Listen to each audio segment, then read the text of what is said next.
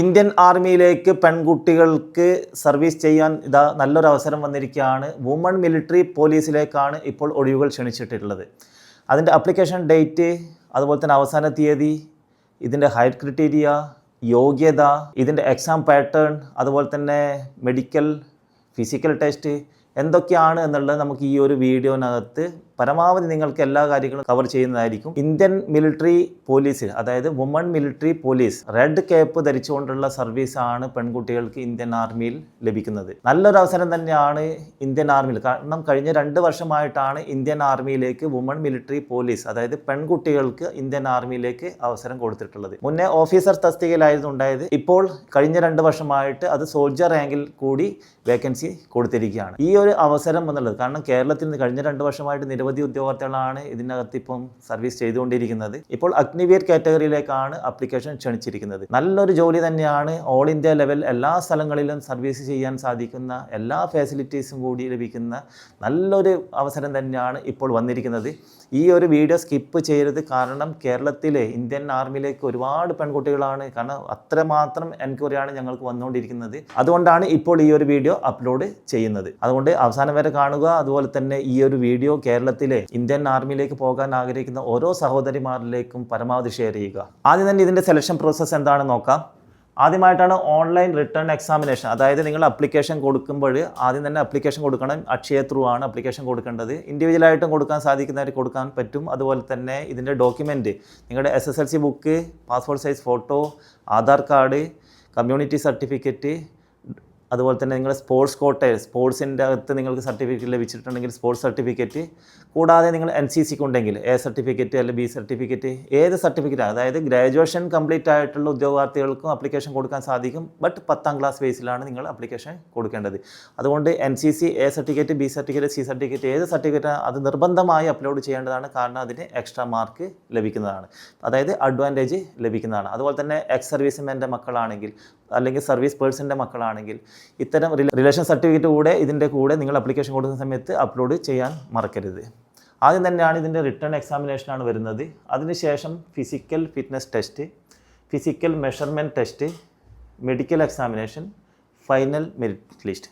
ഇങ്ങനെ 5 കാറ്റഗറിയിലായിട്ടാണ് ഇതിൻ്റെ selection procedure വരുന്നത്. ആദ്യം തന്നെ നിങ്ങൾ അപ്ലിക്കേഷൻ കൊടുത്തു, ആദ്യം തന്നെ രജിസ്റ്റർ ചെയ്യണം. അതിനുശേഷമാണ് അപ്ലിക്കേഷൻ കൊടുക്കേണ്ടത്. അപ്ലിക്കേഷൻ കൊടുത്തിട്ടുള്ള ഉദ്യോഗാർത്ഥികളെ ഷോർട്ട് ലിസ്റ്റ് ചെയ്യപ്പെടുകയും അവരുടെ റിട്ടേൺ എക്സാമിനേഷന് വേണ്ടിയിട്ട് അവർക്ക് കോൾ അപ്പ് ലെറ്റർ ലഭിക്കുന്നതാണ്. അടുത്ത ഇതിൻ്റെ അപ്ലിക്കേഷൻ ഡേറ്റ് ഓൾറെഡി ആരംഭിച്ചിരിക്കുകയാണ്.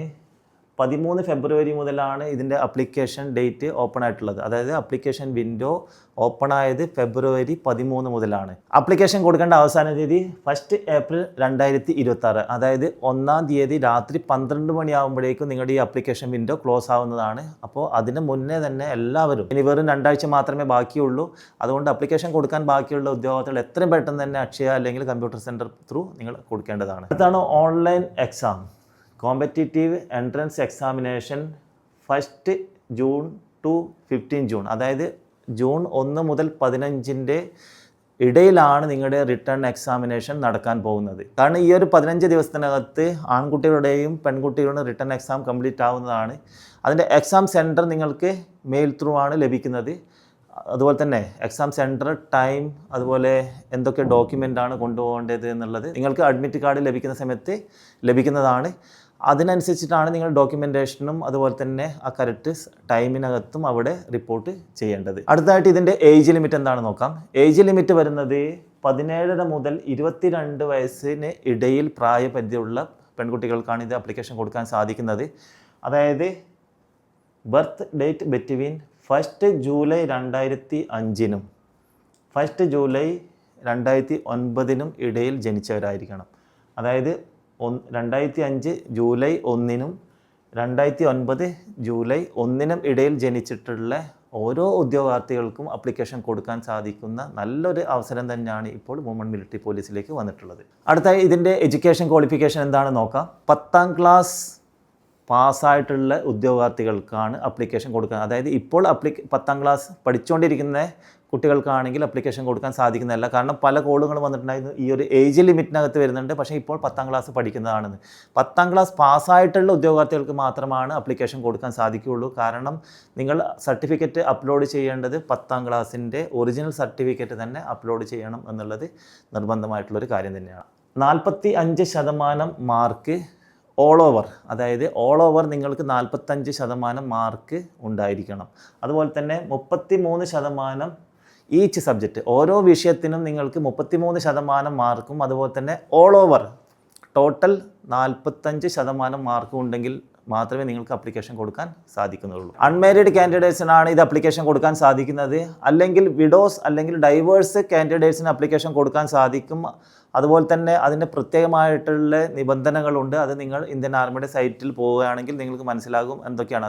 അടുത്തത് physical standard. Minimum height 162 centimetre ആണ് ഹൈറ്റ് വേണ്ടത്. 162 സെൻറ്റിമീറ്റർ ഹൈറ്റ് ഉണ്ടെങ്കിൽ മാത്രമേ നിങ്ങൾ അപ്ലിക്കേഷൻ കൊടുക്കാൻ സാധിക്കുകയുള്ളൂ. അല്ലാത്ത പക്ഷം നിങ്ങൾ ഫസ്റ്റ് ഫിസിക്കൽ മെഷർമെൻറ്റിനകത്ത് ചില ഉദ്യോഗാർത്ഥികൾ കഴിഞ്ഞ തവണ കണ്ടിട്ടുണ്ടായിരുന്നു 157 അല്ലെങ്കിൽ 150 സെൻറ്റിമീറ്ററുള്ള ഉദ്യോഗാർത്ഥികൾ പോലും 162 സെൻറ്റിമീറ്റർ എന്ന് അക്ഷയ ത്രൂ നമ്മൾ അപ്ലിക്കേഷൻ കൊടുക്കുന്ന സമയത്ത് അതിൽ അപ്ലോഡ് ചെയ്യുകയും ആ സമയത്ത് അവിടെ പോയിട്ട് റിജക്റ്റ് ആവുന്ന കാഴ്ച ഒരുപാടാണ് നമ്മൾ കണ്ടിട്ടുള്ളത്. മിനിമം ടു മാക്സിമം എങ്ങനെയായാലും 162 സെൻറ്റിമീറ്റർ ഹൈറ്റ് ഉണ്ടെങ്കിൽ മാത്രമേ നിങ്ങൾ ഇത് അപ്ലിക്കേഷൻ കൊടുത്തിട്ട് തന്നെ കാര്യമുള്ളൂ. അടുത്തതാണ് വെയിറ്റ് എന്നുള്ളത് നമ്മുടെ ഇന്ത്യൻ ആർമിയുടെ റൂൾസിനകത്ത് കൊടുത്തിട്ടുണ്ട്. നമ്മുടെ ഹൈറ്റിനും അതുപോലെ തന്നെ ഏജിനും അനുസരിച്ചിട്ടുള്ള വെയിറ്റ് ഉണ്ടാവണം എന്നുള്ളതാണ് അതിൽ നിർബന്ധമായിട്ടുള്ളൊരു കാര്യം. ചെസ്റ്റ് എക്സ്പാൻഷൻ എന്നുള്ളത് 5 സെൻറ്റിമീറ്റർ ആണ് വേണ്ടത്. അത് നിങ്ങൾ വികസിപ്പിക്കുമ്പോൾ 5 സെൻറ്റിമീറ്റർ അതിൻ്റെ എക്സ്പാൻഷൻ നിർബന്ധമായും വേണം. ഫിസിക്കൽ ഫിറ്റ്നസ് ടെസ്റ്റിനകത്ത് എന്തൊക്കെയാണ് നോക്കാം. ആദ്യം തന്നെയാണ് വരുന്നത് 1600 മീറ്റർ റണ്ണിംഗ് ആണ് നിങ്ങൾ ഓടേണ്ടത്. അതിന് ലഭിക്കുന്ന സമയം എന്നുള്ളത് 7 മിനിറ്റ് 30 സെക്കൻഡാണ് നിങ്ങൾക്ക് ടോപ്പ് ലിസ്റ്റിൽ, അതായത് എക്സലൻറ്റ് കാറ്റഗറിയിലേക്ക് ലഭിക്കുന്നതും. അതുപോലെ തന്നെ 8 മിനിറ്റാണ് ക്വാളിഫൈ ആവാൻ വേണ്ടത്. ഈ 8 മിനിറ്റ് അല്ലെങ്കിൽ 7.5 മിനിറ്റ് എന്നുള്ളത് നിങ്ങൾ അതിന് ശ്രദ്ധിക്കേണ്ട ആവശ്യമില്ല. കാരണം മാക്സിമം ടു മാക്സിമം 7 മിനിറ്റിൻ്റെ അകത്ത് നിങ്ങൾ ഓടിയെത്താൻ വേണ്ടിയിട്ട് ശ്രമിക്കുക. കാരണം ഇന്ത്യൻ ആർമിയുടെ ഓരോ റൂൾസും എന്നുള്ളത് കാരണം കഴിഞ്ഞ നമ്മുടെ ടെറിട്ടോറിയൽ ആർമിയുടെ ടെസ്റ്റിനെ നോക്കുകയാണെങ്കിൽ മനസ്സിലായിട്ടുണ്ടാവും. ടൈമിനകത്ത് വരുന്ന ഉദ്യോഗാർത്ഥികളെ പോലും എടുക്കാതെ ആദ്യം തന്നെ, അതായത് 100 പേരെ ഓടിച്ചുകൊണ്ട് 5-10 ഉദ്യോഗാർത്ഥികളെ മാത്രമായിരുന്നു ബാംഗ്ലൂർ വെച്ച് നടന്ന ഫിസിക്കൽ ടെസ്റ്റിനകത്ത് ഉദ്യോഗാർത്ഥികളെ സെലക്ഷൻ ചെയ്തിട്ടുണ്ടായിരുന്നു. അതുകൊണ്ട് നിങ്ങൾ ടൈമിനെ കേന്ദ്രീകരിക്കുക, അതായത് ടൈമിനെ ഫോക്കസ് ചെയ്യാതെ എത്രയും ക്ലോസ് ടൈം, അതായത് 7 മിനിറ്റിനകത്ത് തന്നെ നിങ്ങൾ ക്ലോസ് ചെയ്യാൻ സാധിക്കുകയാണെങ്കിൽ അതായിരിക്കും വെൽ എന്നുള്ളത് തന്നെ ഒരു കാര്യം സൂചിപ്പിക്കാൻ ആഗ്രഹിക്കുന്നു. അതുപോലെ തന്നെ അടുത്തൊരു ഈവൻ്റാണ് പുള്ളപ്പ്, 7 ഫീറ്റ് ഡിച്ച്, സിക്സാക്ക്. ഈ ഒരു 3 ഈവൻറ്റും ഇത്തവണത്തെ മിലിറ്ററി വുമൺസ് പോലീസിൻ്റെ ഈ കാറ്റഗറിയിലേക്ക് ആഡ് ചെയ്തിരിക്കുകയാണ്. മുന്നേ ഉണ്ടായിരുന്ന ഹൈ ജമ്പും ലോ ജമ്പും 1600 മീറ്റർ റണ്ണിങ്ങും ആയിരുന്നു.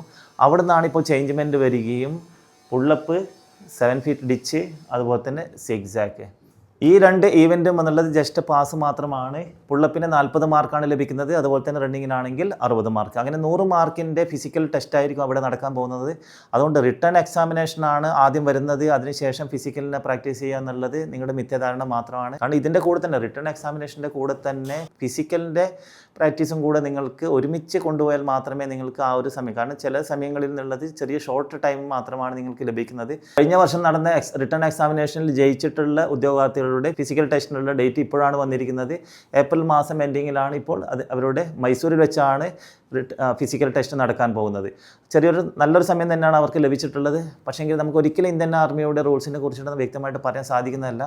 ചില സമയങ്ങളിൽ നിന്നുള്ള 1 മാസത്തിനകത്ത് തന്നെ ഫിസിക്കൽ നടന്നിട്ടുള്ള ഒരുപാട് കാഴ്ചയാണ് നമ്മുടെ കഴിഞ്ഞ വർഷങ്ങളിലായിട്ട് നടന്നുകൊണ്ടിരിക്കുന്നത്.